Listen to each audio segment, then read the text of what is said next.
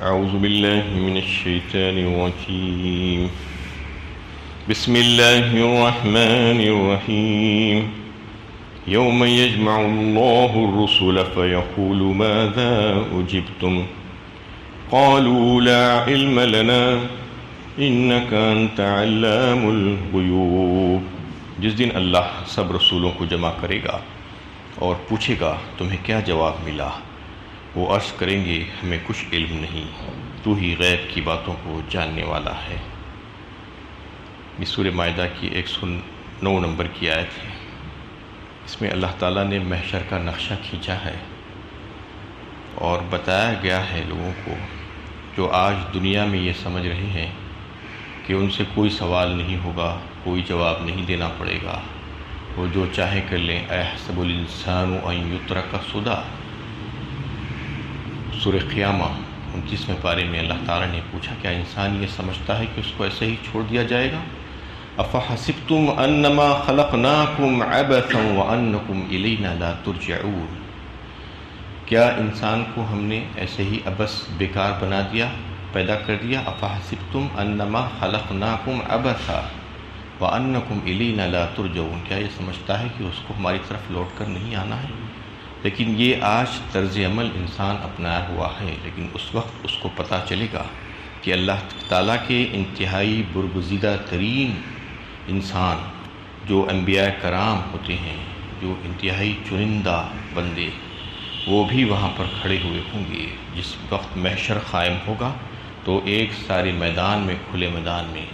اولین سے لے کر آخرین تک سب کے سب جمع ہوں گے، اربوں کھربوں انسان ہوں گے، اور ان کی زندگی بھر کے اعمال کا حساب لیا جانے والا ہوگا۔ ابھی محشر میں حساب کتاب شروع نہیں ہوا ہوگا۔ اس وقت اللہ تعالیٰ سارے انبیاء کرام کو جمع کر کے لائیں گے۔ یوم یجمع اللہ الرسل فرمایا، ساری کی ساری جتنی روایتوں کے مطابق تقریباً 1.25 لاکھ انبیاء دنیا میں مبعوث کیے گئے، سب کو وہاں پر لایا جائے گا اور پھر ان سے سب سے پہلے سوال کیا جائے گا تاکہ ساری مخلوق جان لے کہ کوئی بھی اللہ تعالیٰ کی حساب و کتاب سے، سوال و جواب سے مستثنی نہیں ہے۔ انہیں انبیاء کرام بھی اس سے مستثنی نہیں ہے، ان سے بھی سوال کیا جا رہا ہے۔ فَيَقُولُ مَاذَا أُجِبْتُمْ، اللہ تعالیٰ پوچھیں گے کہ تم نے اپنی اپنی امتوں کو میرا پیغام پہنچایا تھا تو پھر انہوں نے اس کا کیا جواب دیا؟ یہ سوال کیا جائے گا کہ کیا انہوں نے تمہاری باتوں کو مان لیا تھا، قبول کیا تھا، یا انکار کیا تھا، رد کیا تھا، مخالفت کی تھی؟ ان سے یہ سوال ہوگا، اور اس وقت کی کیفیت ایسی ہوگی کہ ساری یہ بتانا مقصود ہے ساری امتیوں کو کہ خطاب تو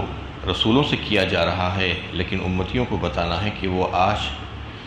اپنے نبیوں کے اوپر بھروسہ کر کے بیٹھے ہوئے ہیں کہ وہ شفاعت کر دیں گے، وہ ان کی مدد کریں گے، لیکن اس وقت انہی سے سوال ہوگا۔ اور سب سے پہلی شہادت امتیوں کے اعمال کی جو ہوگی وہ ان کے انبیاء کرام کے ذریعے سے لی جائے گی۔ تو اس وقت ان کو یہ معلوم ہوگا کہ آخر ہم تو ان سے یہ توقع کر رہے تھے کہ وہ ہماری شفاعت کریں گے، سفارش کریں گے، مدد کریں گے، اب تو انہی سے ہمارے اعمال کے بارے میں پوچھا جا رہا ہے، گواہی لی جا رہی ہے۔ اور یہ بات تو طے ہے کہ وہ حضرات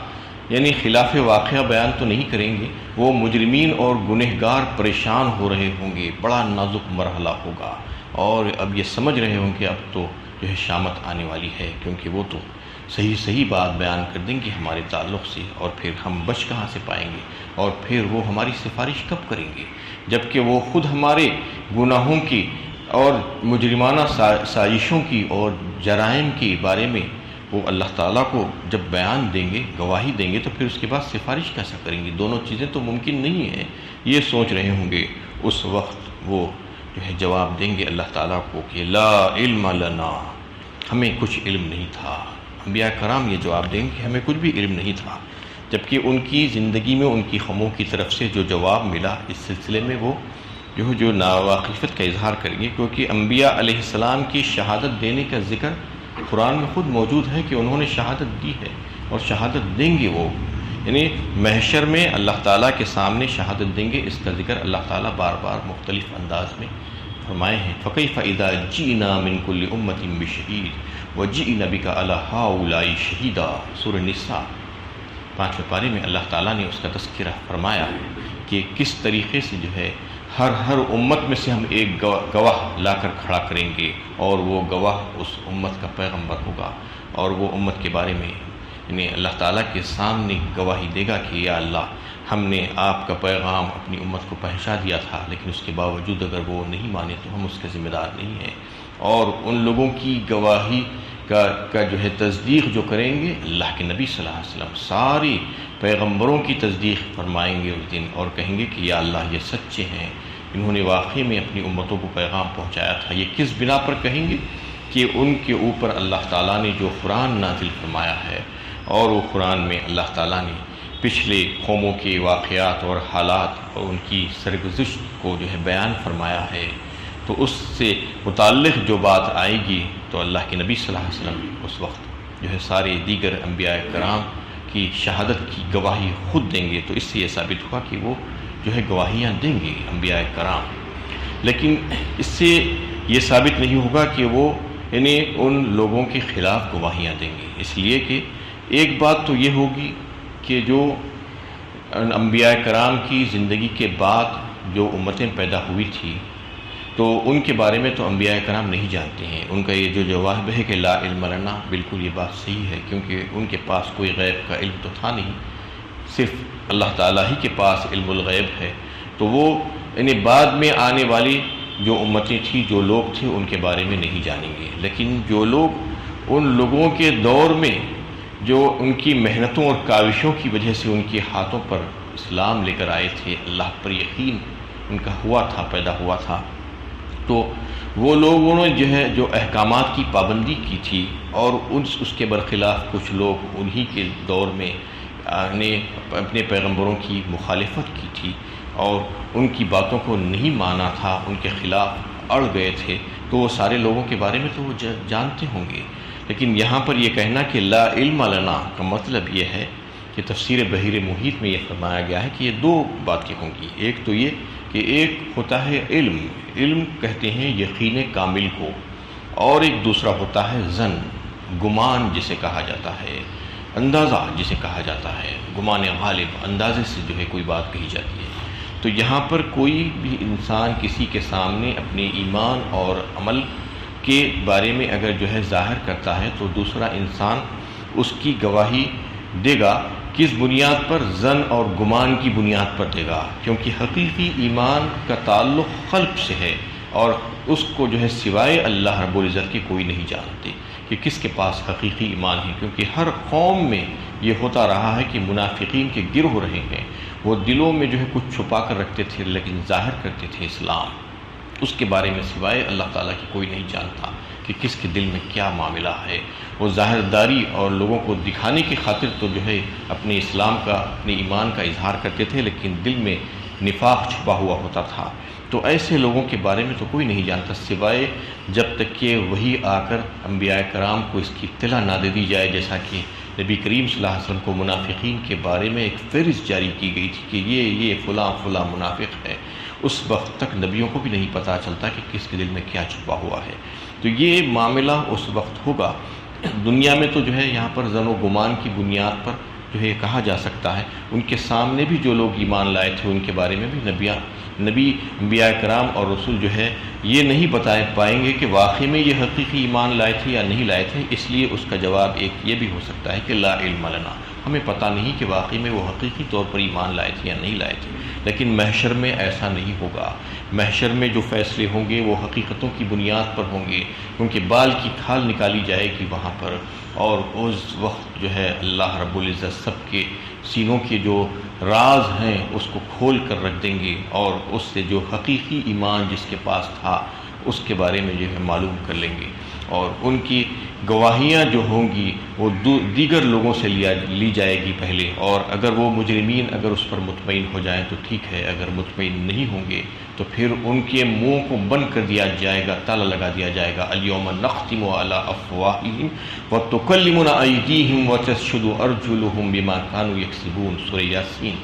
23 پارے میں اللہ تعالیٰ نے اس کا تذکرہ فرمایا کہ اس دن منہ کو بند کر دیا جائے گا اور ہاتھ اس کی جو ہے بیان کریں گے اور پیر اس کی گواہیاں دیں گے، وہ جو کچھ بھی کیا کرتے تھے۔ شہید علیہم سمعہم و ابصارہم و جلودہم بما کانوا یعملون، سورہ حامیم سجدہ 24 پارے میں اللہ تعالیٰ نے اور مزید تذکرہ کرتے ہوئے فرمایا کہ گواہیاں دیں گے اس دن ان کے کان، ان کی آنکھیں اور ان کی جلدیں۔ یہ اللہ تعالیٰ کی خفیہ پولیس ہے، سرکاری گواہ بنایا جائے گا ان کو۔ جب لوگ جو ہے انکار کر دیں گے کہ یا اللہ ہم نے ایسا نہیں کیا تھا، تو پھر اللہ تعالیٰ ان کے منہوں کو بند کر کے ان کے ہاتھ اور ان کے پاؤں اور ان کی جلدوں اور ان کے آنکھوں اور ان کے کانوں سے جو ہے گواہیاں دلائیں گے کہ یہ اس وقت ان کو پتہ چلے گا کہ یہ میرے پاس میرے جو اعضاء تھے وہ میرے خود کے اپنے نہیں تھے، بلکہ اللہ تعالیٰ نے اس کو ایک خفیہ پولیس کے طور پر میرے پاس لگا کر ریکارڈنگ کے لیے رکھ دیا تھا۔ اور اس وقت اس کو پتہ چلے گا اور پوچھے گا کہ یہ کیا ہے، یہ تم تو میرے تھے۔ شہید علیہم سمعہم و ابصارہم و جلودہم بما کانوا یعملون وقالوا لجلودہم لما شہدتم علینا انطقنا اللہ الذی انطق کل شیء، کہ تم میرے خلاف گواہی کیوں دے رہے ہو؟ آخر تم تو میرے اعضاء تھے۔ تو وہ کہیں گے کہ اللہ تعالیٰ نے ہر چیز کو بولنا سکھایا ہے، وہ آج ہم کو بھی بولنا سکھا دیے ہیں کہ ہم بول رہے ہیں۔ آج زبان بول رہی ہے، گوشت کا لوتھڑا ہے۔ اس وقت ساری چیزوں کو جس کو اللہ تعالیٰ حکم دیں گے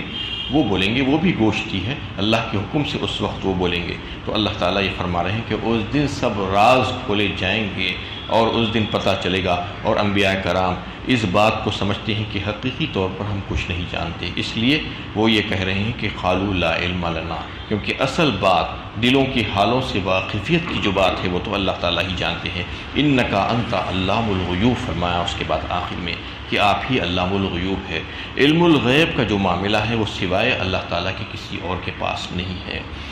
انبیاء کرام کو اللہ تعالیٰ جو بذریعہ وحی علم دیا کرتے ہیں، وہ